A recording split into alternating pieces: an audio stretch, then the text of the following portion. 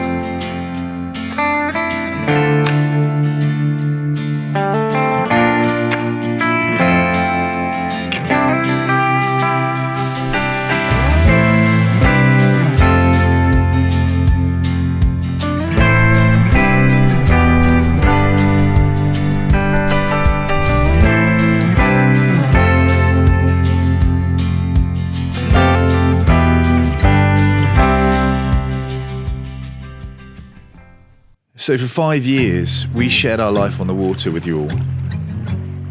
Our family was a little bit smaller back then. It's safe to say that life felt somewhat simpler. We had the tremendous privilege to not only explore many of the most beautiful destinations along the shores of our homeland, to share them with an audience around the world and fly the flag for some of the great British cruising grounds to be found here. We met so many amazing people on this adventure and made the most of life both on the water as well as below it too. This adventure revealed so many stunning destinations that even we had no idea even existed here. And the next remarkable spot to explore and stay was never far away.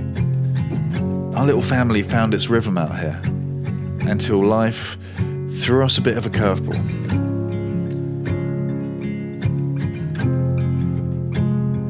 The rest of our family were as shocked by the news as we were, but in a good way, and we all looked forward to the new member of our crew who would soon be arriving.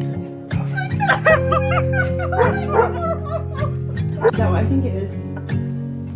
Is it a boy? It's a boy! But life wasn't going to be as straightforward as we had hoped for our little man.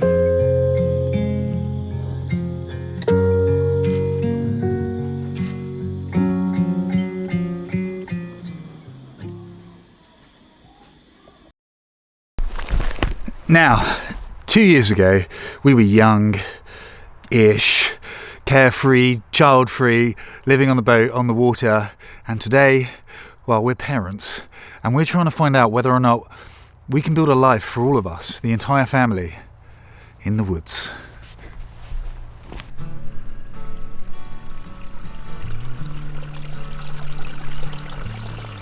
The way in which our son arrived into the world affected Carly and I both quite profoundly.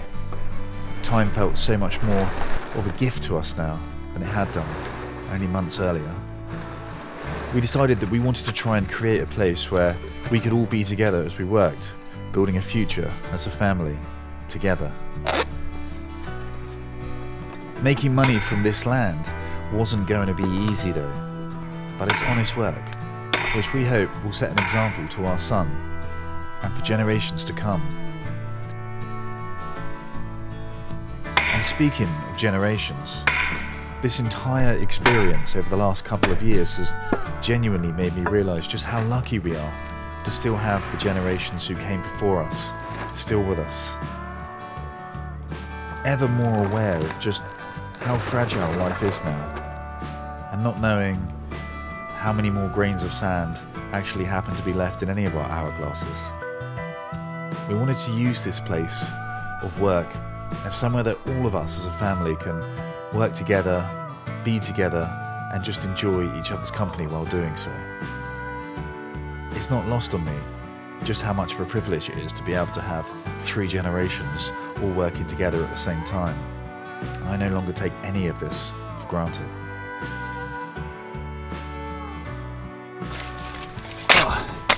Now, This endeavour here isn't exactly going to make us rich, but if it can help support us just a little bit, I kind of feel like we've already won.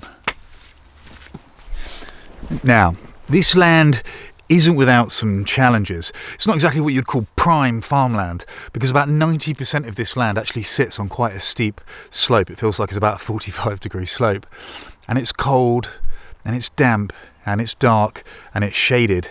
And all of those conditions are exacerbated by the fact that it's north facing. So, yeah, definitely won't be growing any cabbages here anytime soon. But that doesn't mean it isn't ideal for something. Now, prior to buying this woodland, it wasn't exactly incredibly well managed, which means that the woodland has all kinds of standing deadwoods and partially fallen trees. And that gives us something to work with straight away, because by clearing all of this wood out, we're starting to improve the ecosystem of the woodland, but also a lot of this wood that's been standing for a year or two dead, we can process down and make into something usable straight off the bat, like these little bags of kindling, which are absolutely brilliant. But even though this isn't exactly asparagus growing territory, one thing this kind of dark shaded damp environment we think will be really good for are these things. Mushrooms. They're everywhere.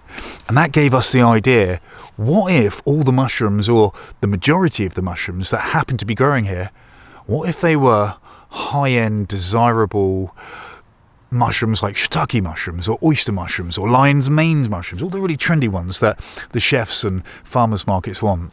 And that's when idea number 2 hit us.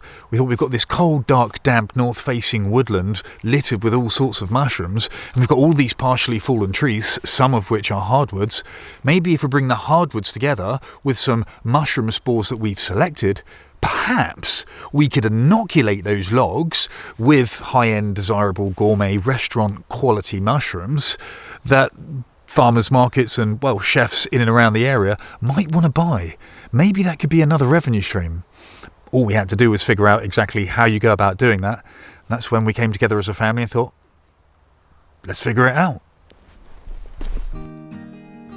So after finding some suitable hardwood, we drill 8mm holes in a diamond pattern over the log before inserting special wooden plugs which themselves are inoculated with the strain of mushroom spores we want to encourage to grow in the logs themselves in our forest.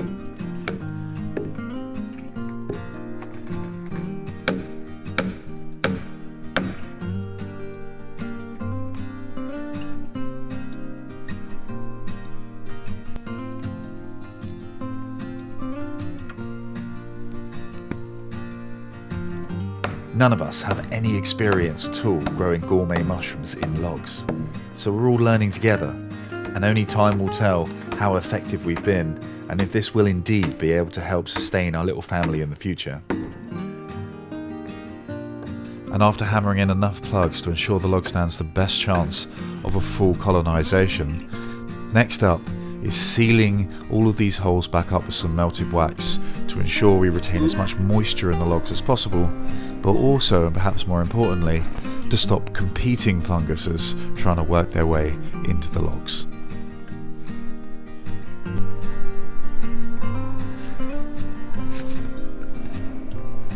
There's still so much work to get done in the forest, and we spent all of our money simply buying it, so we don't have any heavy machinery or equipment to easily move the trees around. So this first year is going to be a real test, both physically and mentally.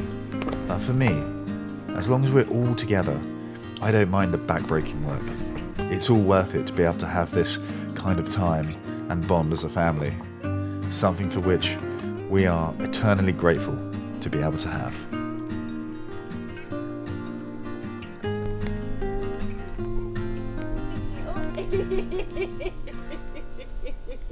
Do you want help?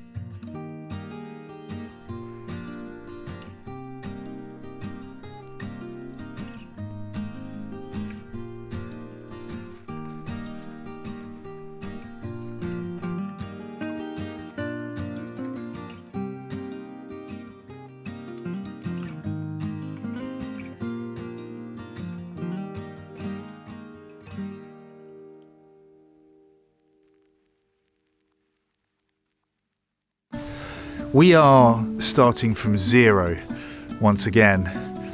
But if Cadoha taught us anything at all, It's the fact that you don't need experience to get started. You just need to begin. This is actually going to be quite a long-term experiment because, well, the fact of the matter is we're not actually going to know whether or not we've been successful until, well, at least next year, but, well, that's kind of the point, isn't it? And you'll be able to follow us in the entirety of that story and witness everything, our successes, maybe even our failures. And if you'd like to follow the journey, the full journey, the wins and the mistakes, then we'd love to have you with us. This is our new chapter, our new adventure, right here in the forest. Welcome back to Cadoha Adventures.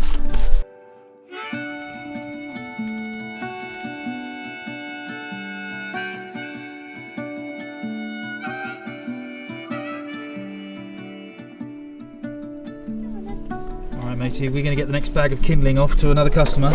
All right, let's go.